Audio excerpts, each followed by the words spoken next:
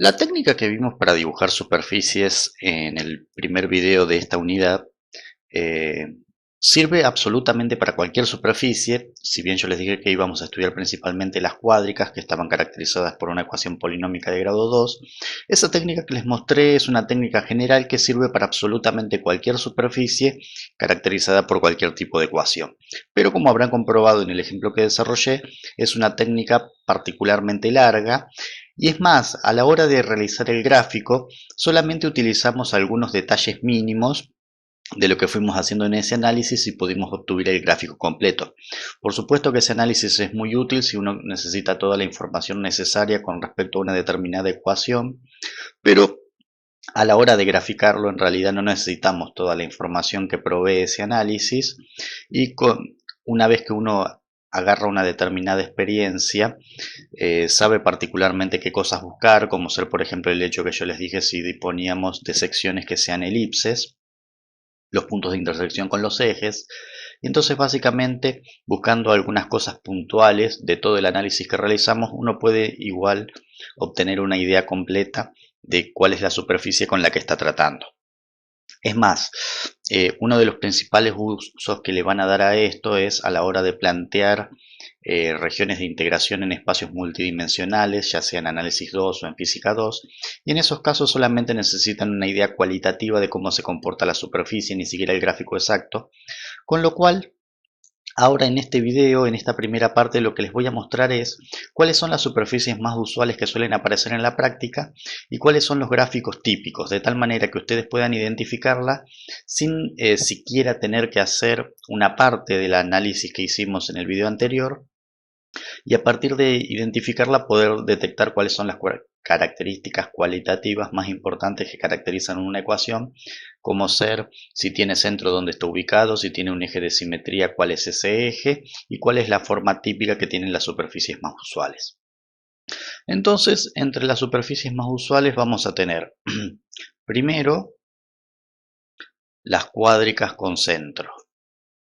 En las cuádricas con centro yo les había dicho en el video anterior que estaban caracterizadas por una ecuación de la forma ax cuadrado más by cuadrado más cz cuadrado igual a 1, que particularmente en este caso el centro está ubicado en el origen, pero si tuviéramos x menos h al cuadrado, y menos k al cuadrado, z menos p al cuadrado, el centro estaría ubicado en h, k y p. ¿Sí? O sea que simplemente el gráfico que yo les voy a mostrar habría que trasladarlo a un nuevo centro. Entonces, particularmente, si lo comparamos a la forma canónica de una cónica, esto lo podríamos reescribir como x cuadrado sobre 1 sobre a más y cuadrado sobre 1 sobre b más z cuadrado sobre 1 sobre c igual a 1, suponiendo que a es distinto de 0, b es distinto de 0 y c es distinto de 0, en realidad suponiéndolo no, sino que en una cuádrica con centro siempre a, b y c son distintos de 0. Entonces, esto se parece más a la forma que teníamos usualmente en las cónicas. Entonces, ahora sí empezamos específicamente con la clasificación. Me olvidé de poner la palabra con centro. Estas se llaman cuádricas con centro, particularmente en este caso el centro está en el origen. Entonces, esta clasificación que estamos viendo son las superficies más usuales dentro de las cuádricas con centro. Es más, vamos a ver todas las cuádricas con centro que existen y todas las sin centro. Entonces, el primer caso sería, si A, B y C son todos positivos, uno puede hacer el siguiente reemplazo. Puede decir que A, al ser positivo, puede ser de la forma 1 sobre a cuadrado, b puede ser de la forma 1 sobre b cuadrado y c puede ser de la forma 1 sobre c cuadrado.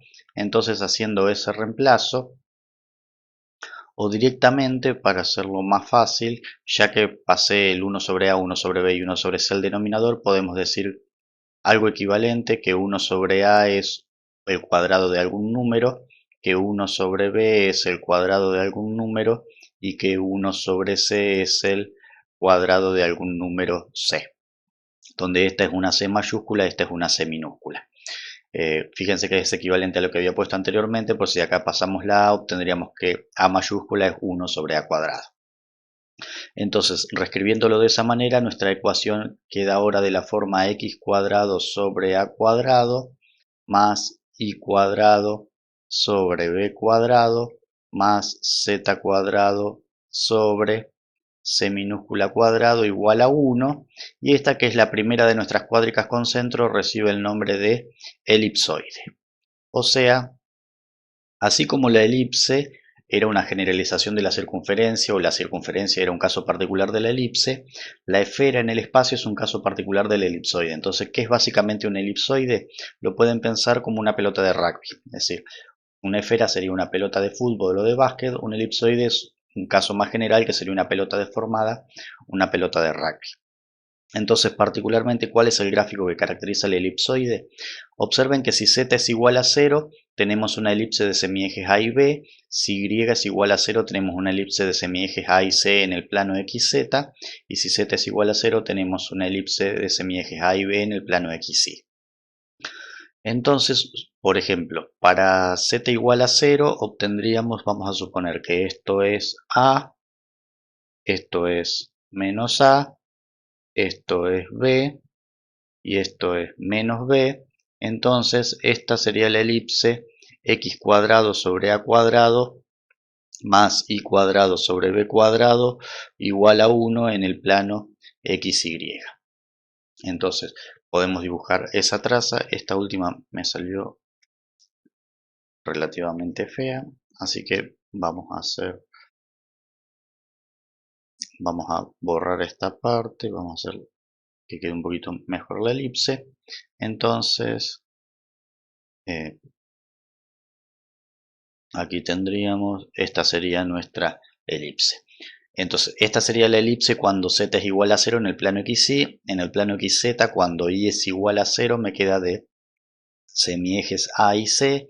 Entonces vamos a suponer que esto es C y esto es menos C. Entonces tendríamos esta elipse en el plano XZ, que ven que esta le está dando profundidad a la pelota, ¿sí? Una cierta altura.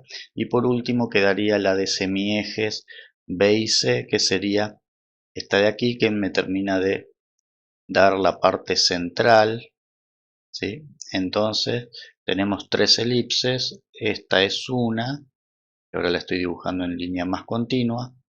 Esta es una de ellas, la que está determinada por los semiejes B y C en el plano ZY cuando X es igual a 0. La primera que había dibujado, que era la que estaba determinada en el plano XY y que se producía cuando Z es igual a 0, que sería esta que me da este contorno exterior. Y la última, la tercera, es la que está determinada en el plano XZ, que es cuando Y es igual a 0, y esta en realidad tiene que ir en línea de puntos porque esto está tapado por el frente. Entonces, como ven, es, si uno se lo imagina, que esto me da el ancho, esto me da el largo, perdón, esto me da el ancho, las que está en rojo con la que está en verde, y el azul me da una idea de altura, junto con la que está en verde. Entonces esto que me quedaría acá sería algo similar a una pelota de rugby. Si ustedes lo quieren, lo pueden rellenar un poco para darle más la idea de que la pelota, entre comillas, está llena, pero creo que se alcanza a ver bien que eso toma la forma de una pelota de rugby.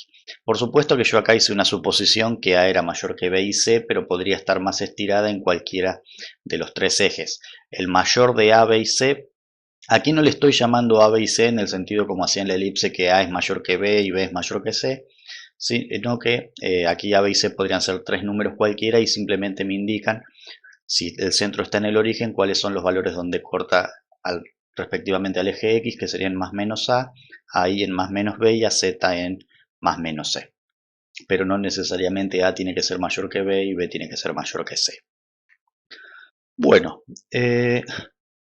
entonces vamos a volver hacia atrás un poquito para hacer ahora, vamos a pasar a la segunda. Ahí ya borré bastante, vamos a terminar de borrar así. Y ahora vamos a pasar al segundo caso, que es cuando uno de A, B y C,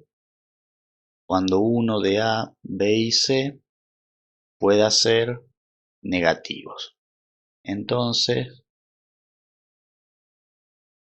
vamos a quitar esto para utilizar el mismo par de ejes y que luego puedan hacer una comparación. Entonces, el segundo caso se produce que vamos a suponer si A es mayor a 0, B es mayor a 0 y C es menor a 0. Entonces, en ese caso podemos decir que 1 sobre A es el cuadrado de algún número, podemos decir que 1 sobre B también es el cuadrado de algún número, pero ahora como C es negativo, este es un valor negativo, entonces lo que vamos a hacer es lo siguiente. Como 1 sobre C es el negativo de algún cuadrado, en este caso, porque lo estamos suponiendo menor a 0, lo que vamos a hacer es, vamos a escribir esto como x cuadrado sobre a cuadrado más y cuadrado sobre b cuadrado, y este menos lo vamos a escribir en el numerador y vamos a colocar menos z cuadrado sobre c cuadrado igual a 1.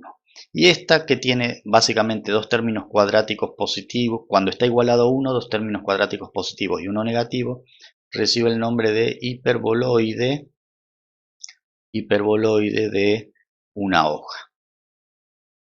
Entonces, particularmente en este caso, observemos que con z igual a, para distintos valores de z, como esto pasaría sumando, me van quedando elipses.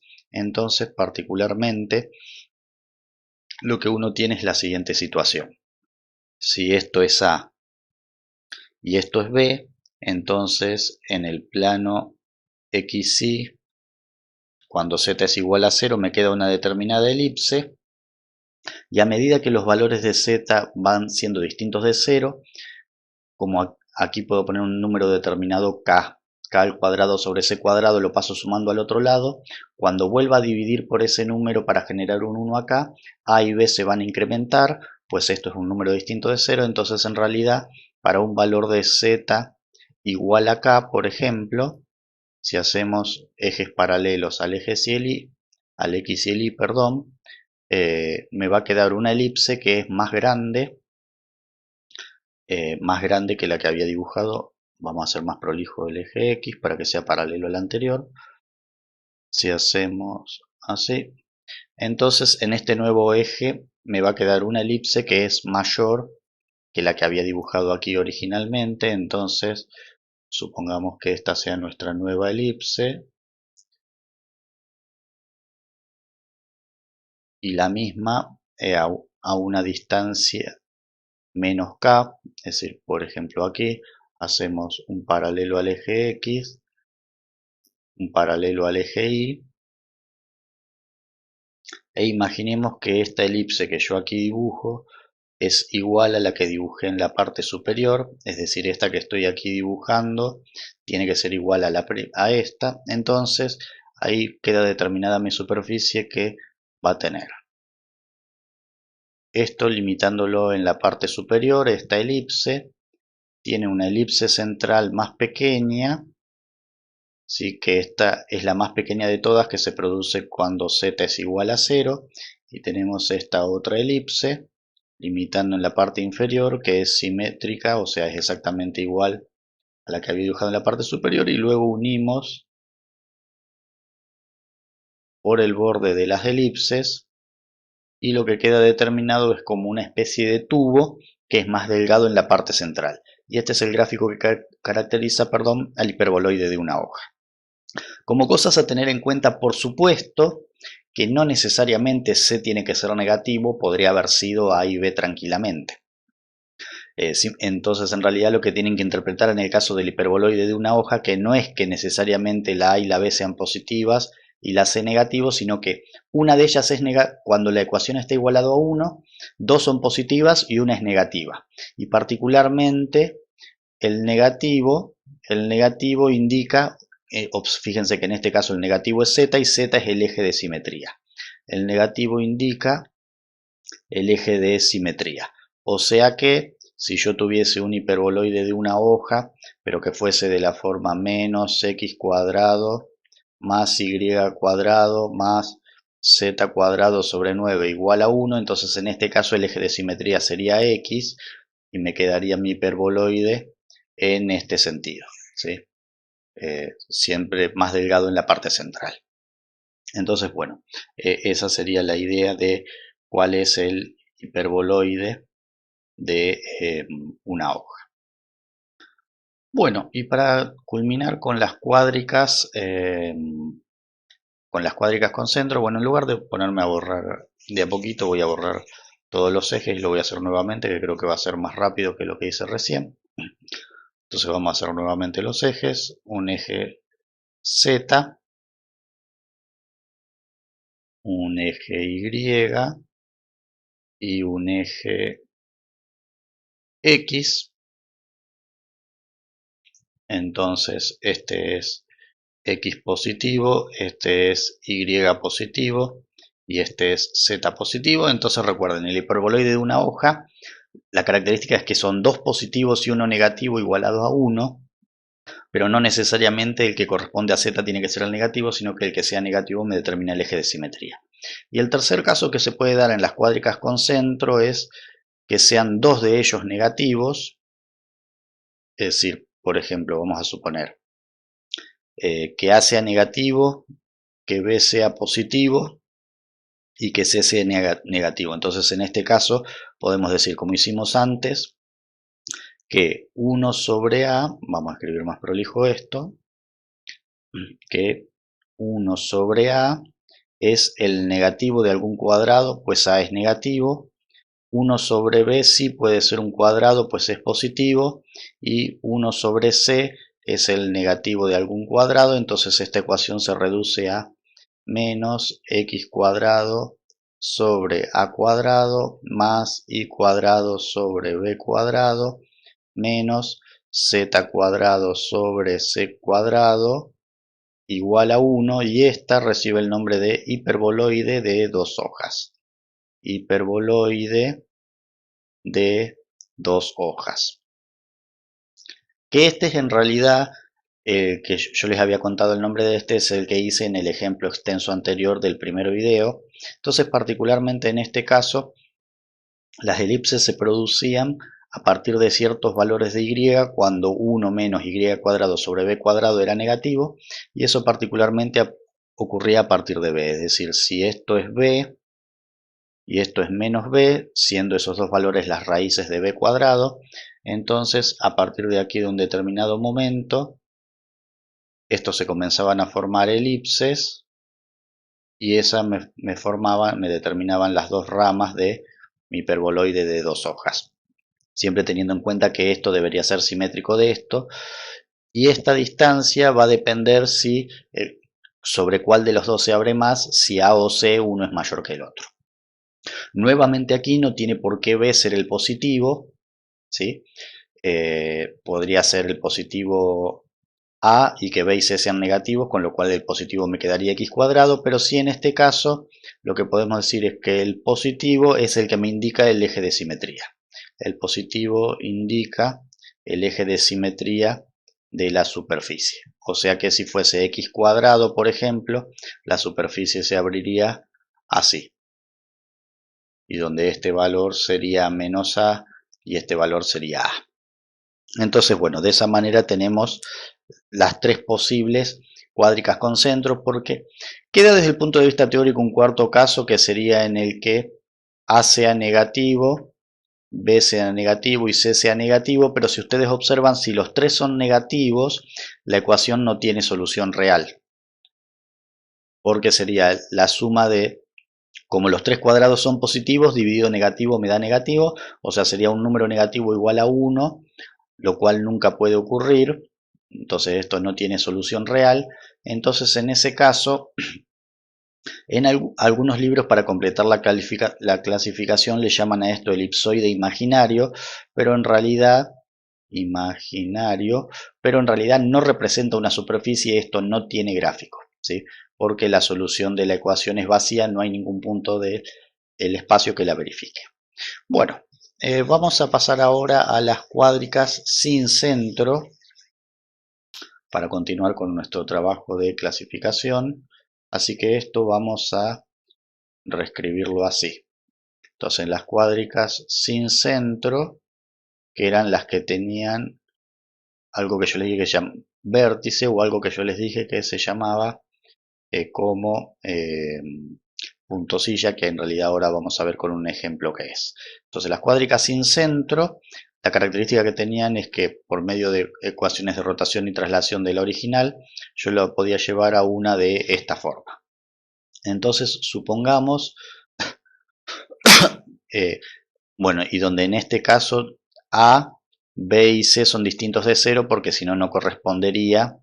A, B y C son distintos de 0, pues si no, no sería una cuádrica sin centro. Entonces esto lo podemos terminar reescribiendo como x cuadrado sobre c sobre a más y cuadrado sobre c sobre b igual a 1. Entonces a partir de aquí, perdón, igual a 1 no, igual a z. Igual a z. Entonces a partir de aquí se abren, en el caso de las cuádricas sin centro, solamente dos casos. Si c sobre a, si c sobre a, perdón, siempre me olvido de escribir la palabra, si el signo, sig significa signo de c sobre a es igual al signo de c sobre b. O sea, si ambos de estos denominadores son ambos positivos o ambos negativos, tenemos lo que se llama el paraboloide elíptico. Paraboloide elíptico. Entonces, vamos a hacer el par de ejes para ver cómo queda el paraboloide elíptico. Entonces tenemos x, y, perdón, z, y x, como siempre esto es x positivo, y positivo y z positivo. Entonces el paraboloide elíptico, básicamente en una de las secciones, que en este caso sería con respecto al plano XY, lo que vamos a tener es una elipse. Y por ejemplo, en este caso, si estos dos son positivos, la superficie existe para z positivo y me queda como una especie de copa, es decir, como una de las copas del hiperboloide de dos hojas, pero ubicada en el origen y solamente en uno de los lados, porque observen que como estos dos son positivos, si estos dos son positivos, para z negativo la superficie no existe. ¿Por qué se llama paraboloide elíptico? Porque si observamos, la sección con respecto al plano XZ es una parábola, la sección con respecto al plano YZ es otra parábola, que sería esta que estamos viendo aquí de frente, y el resto son elipses. Por eso de ahí el nombre de paraboloide elíptico. Bueno, una serie de declaraciones, por supuesto, que ya lo había dicho en las cuádricas sin centros, que no necesariamente la lineal tiene que ser Z, ¿sí? La lineal podría haber sido la X o la Y, pero si lo que es cierto es que en el paraboloide elíptico la variable lineal corresponde al eje de simetría. Observen que en este caso el eje de simetría es Z y estamos suponiendo aquí que la lineal es Z. Entonces la variable lineal corresponde al eje de simetría. Y por supuesto, si C sobre A y C sobre B hubiesen sido números negativos, la superficie se hubiese abierto hacia el lado de Z negativo para que pueda tener solución. Bueno, y el otro caso que se puede presentar es en el que si los signos son distintos, que decir que son distintos es lo mismo que decir que uno es positivo y el otro es negativo, cualesquiera de los dos. Entonces, si el signo de C sobre A es distinto al signo de C sobre B, entonces lo que tenemos es un paraboloide hiperbólico. Paraboloide hiperbólico. que esta es probablemente de las superficies usuales la más complicada de graficar porque, bueno, vamos a hacer el gráfico, nuevamente el par de ejes completo. Entonces, si planteamos el par de ejes,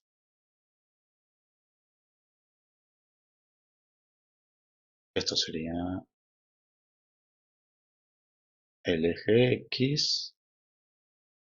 Entonces, como siempre, vamos a tener X positivo,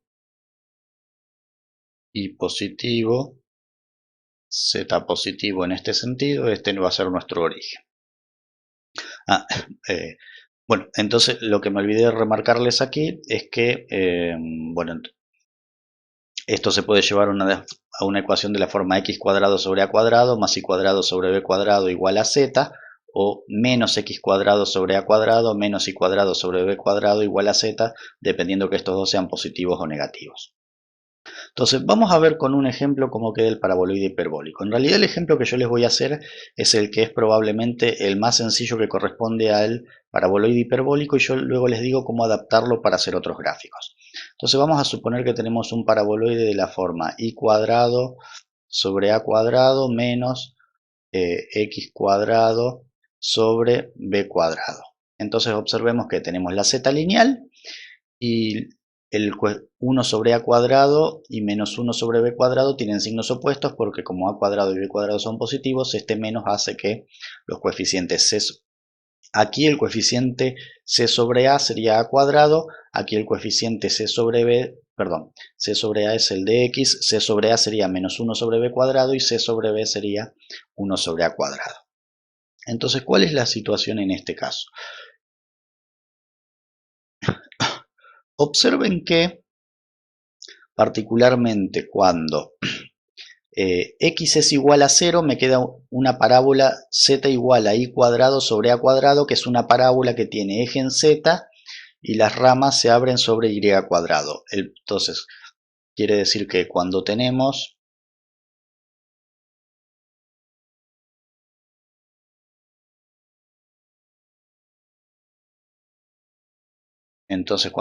x igual a 0, tenemos esta parábola que sería de la forma z igual a y cuadrado sobre b cuadrado, perdón, a cuadrado. Luego, observen que cuando la y es igual a 0 me queda la parábola z igual a menos x cuadrado sobre b cuadrado, que es una parábola que tiene el eje nuevamente en z, en el plano zx, pero las ramas se abren, perdón, las ramas se abren con respecto a z porque el eje focal está en z, pero al ser negativo van hacia el lado negativo de las x, o sea que tendríamos una parábola de este estilo, ¿sí? Esta sería una de las ramas, esta sería la otra de las ramas, así que esta parábola corresponde a z igual a menos x cuadrado sobre b cuadrado. Y ahora observemos que a medida que le damos valores a la x positivos o negativos, en realidad pues está el cuadrado, lo que nos queda es, o mejor vamos a hacerlo más sencillo directamente desde el punto de vista de la z, si le damos valores a z positivos, es decir, cuando estamos del 0 hacia arriba, nos quedan, si z es mayor a 0, nos quedan hipérbolas con eje focal en y, o sea que los focos se abren a partir de y, entonces tendríamos una situación como esta, donde esta es una de las ramas de la hipérbola, vamos a hacerlo más prolijo, esta es una de las ramas de la hipérbola y esta es la otra rama de la misma hipérbola. Y si z es negativo, como para generar un 1 tendría que dividir por un número negativo, le cambiaré el signo a la x a la y, o sea que si la z es negativo, las hipérbolas tienen eje focal en x. O sea que cuando estamos debajo del eje, las hipérbolas estarían abriéndose en este sentido. Entonces, ahí tenemos un esquema de nuestra superficie. ¿Cómo es? Tiene en algunos casos como secciones hipérbolas, que son las que acabo de mencionar, pero que dependiendo que la z sea positiva o negativa, pasan a cambiar de tener eje focal en y o eje focal en z. La otra, que la voy a dibujar en línea de puntos porque en realidad está tapada, sería esta rama la que corresponde a esta. Y luego tenemos esta parábola que es la parábola para x igual a 0, y tenemos esta otra parábola que es para y igual a 0. Entonces, uniendo aquí y uniendo aquí y uniendo aquí, tenemos esta superficie que es el hiperboloide, perdón, el paraboloide hiperbólico, o algunos le llaman hiperboloide parabólico, que básicamente observen que se parece a una silla de montar caballos. Y este punto particular que aparece aquí es lo que yo llamaba como un ejemplo de punto silla. Entonces, ¿qué es un punto silla? Es un punto que viniendo por un camino es un máximo y viniendo por otro camino es un mínimo. Entonces, ese tipo de puntos recibe el nombre de punto silla. Con respecto a esta superficie, esta perspectiva es la más fácil de dibujar, por eso yo elegí a propósito que la y sea la positiva y la x sea negativa. Si a mí me pidiesen dibujar en realidad otro paraboloide hiperbólico, por ejemplo, x cuadrado igual a z cuadrado sobre b cuadrado menos y cuadrado sobre a cuadrado, por decir algo, en realidad lo que me conviene es acordarme este mismo dibujo y reorientarlo cambiando los ejes. Entonces, por ejemplo, en este caso la x tomaría la función de la z, es decir, este sería el x positivo, el z tomaría la función de la y, este sería el z positivo y este sería el y positivo. O sea, para estos nuevos ejes que dibujé serían los que corresponden a este, es decir, utilizo el mismo gráfico y cambio la orientación de los ejes. Eso es mucho más fácil que dibujar un paraboloide hiperbólico en otro sentido. Bueno, y de las superficies usuales vamos a ver dos más, pero que ya no son cuádricas. Es decir, vamos a ver dos ejemplos más de superficies, pero que ya no son cuádricas. Entonces, como tercer punto vamos a tener la famosa superficie cónica, que es la que luego con sus secciones me da origen a las cónicas, perdón. Entonces la superficie cónica. La superficie cónica está caracterizada por una ecuación de la forma ax cuadrado más by cuadrado menos cz cuadrado igual a 0, donde a, b y c en este caso los estoy suponiendo mayores a 0. O sea, dicho de otra manera, tenemos las tres variables al cuadrado y donde dos de ellas tienen un coeficiente del mismo signo y la otra del signo distinto. También podría ser que a sea negativo, que b sea negativo y que c sea negativo. Entonces en este caso puedo tener, como aquí tengo un menos, puedo tener, si son las tres positivas, tendría dos positivos y uno negativo, y si son las tres negativas, dos negativas y un positivo. Lo importante es que para que sea cónica, tienen que estar las tres variables al cuadrado. Una de ellas con signo distinto a las demás, y el término independiente, esto es importante, tiene que ser 0. No puede tener un término independiente distinto de 0 para que sea cónica. Entonces, ¿cómo queda el gráfico? Vamos a hacer nuevamente nuestro par de ejes. No es un par de ejes, es una terna de ejes porque estamos en el espacio tridimensional. Entonces hacemos nuestra terna de ejes.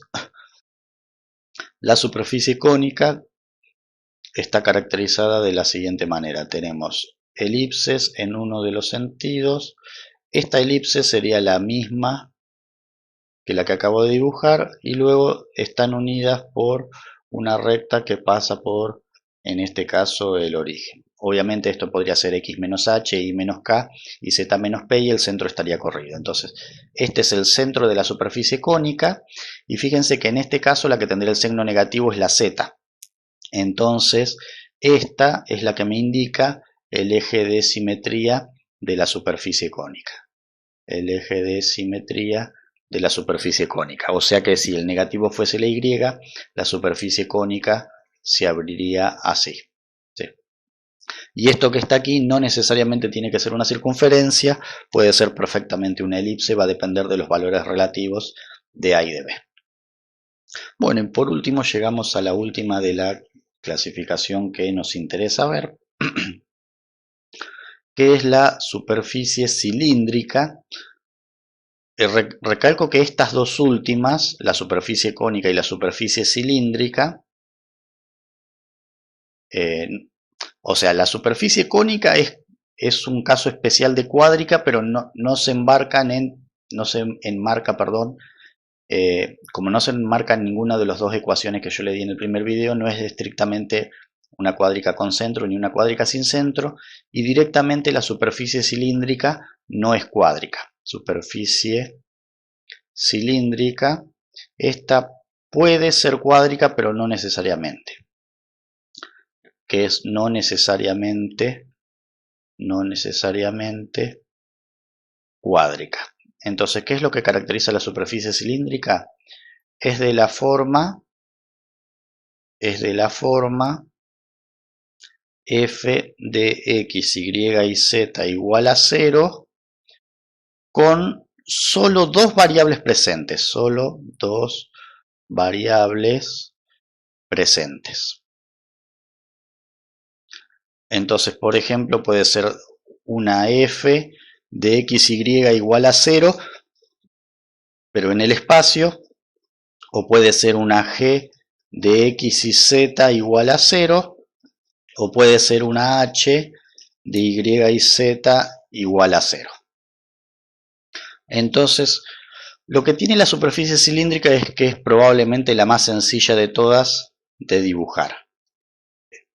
Entonces, ¿uno qué hace?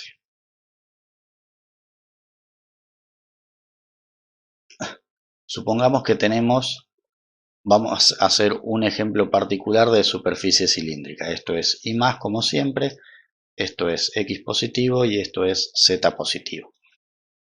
Entonces supongamos que tenemos que representar la superficie cilíndrica x cuadrado sobre, o mejor, vamos a representar la superficie cilíndrica y cuadrado sobre 9 más z cuadrado sobre 4 igual a 1. Entonces observen que esto tiene una forma de elipse, pero tengamos presente que estamos trabajando en el espacio. Entonces lo que hacemos es dibujar esta elipse para x igual a 0, que sería una elipse que tiene lados 3 y 2, porque los semiejes son 3 en y y 2 en z. Entonces sería esta elipse. Pero como la x no interviene, si nos paramos en cualquier valor de x, podríamos dibujar exactamente la misma elipse. Entonces, por ejemplo, yo me paro en este valor de x y marco 2 en z y 3 en y, y volvemos a dibujar esta elipse. Si me saliese bien, tendría que ser exactamente igual a la que dibujé anteriormente. Y lo mismo podría ser en cualquier valor de x, no necesariamente simétrico con esto, sino cualquier valor de x, porque la x no interviene en la ecuación.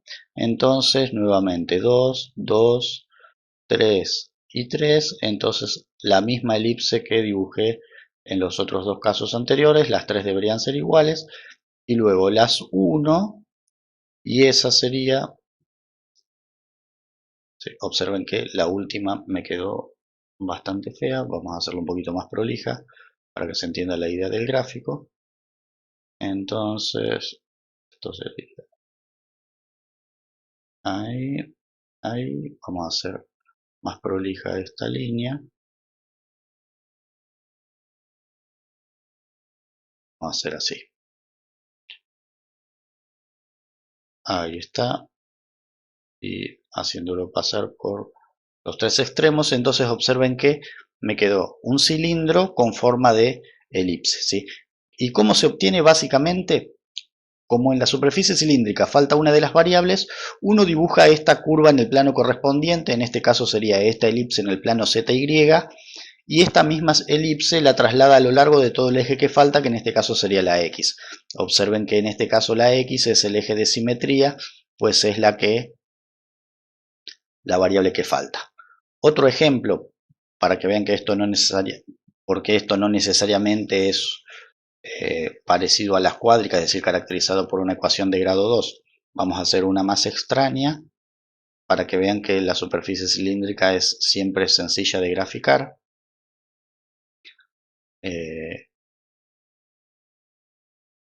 Entonces supongamos que queremos graficar z igual, no, vamos a graficar x igual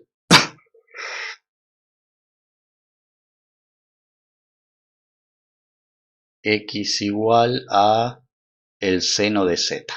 Entonces esta es una función senoidal en el plano zx y particularmente como x es el seno, entonces esto, si esto es 1 y esto es menos 1, va a ser una cosa así, ¿sí?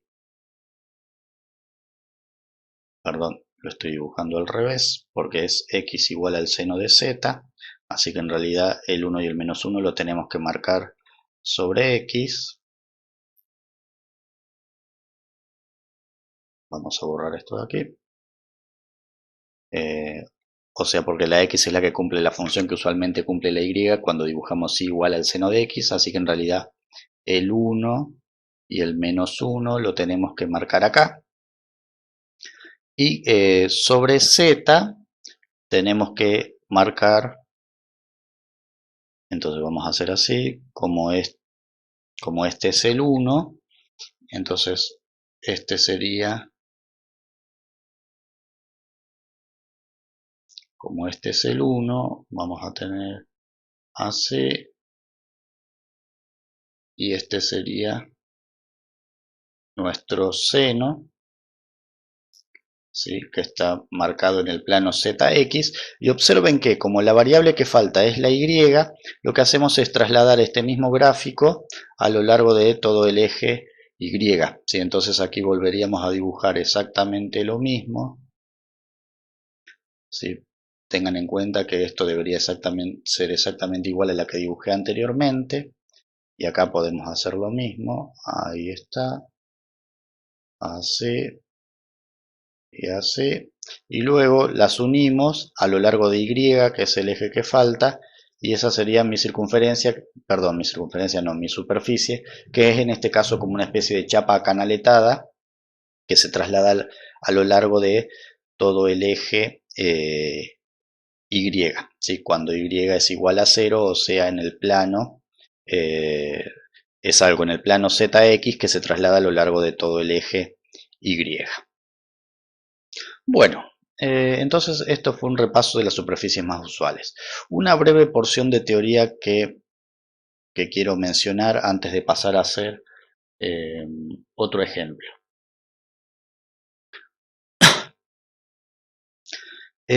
Particularmente, en este caso les di el estudio de las superficies usuales desde el punto de vista de comparación con cosas que ya conocíamos y solamente las más usuales. Existe otra manera, además de, y habíamos definido en el primer video a una superficie como el conjunto de todos los puntos del plano del espacio tridimensional que verificaban una ecuación de un determinado tipo. También podemos generar una superficie, podemos definir una superficie, se llama superficie,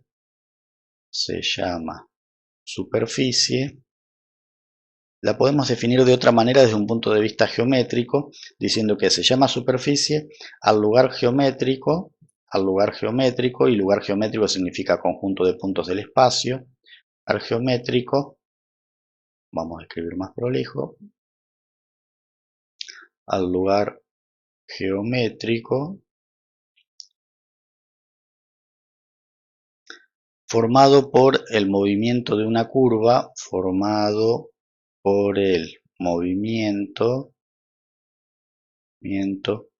de una curva llamada generatriz a lo largo de una trayectoria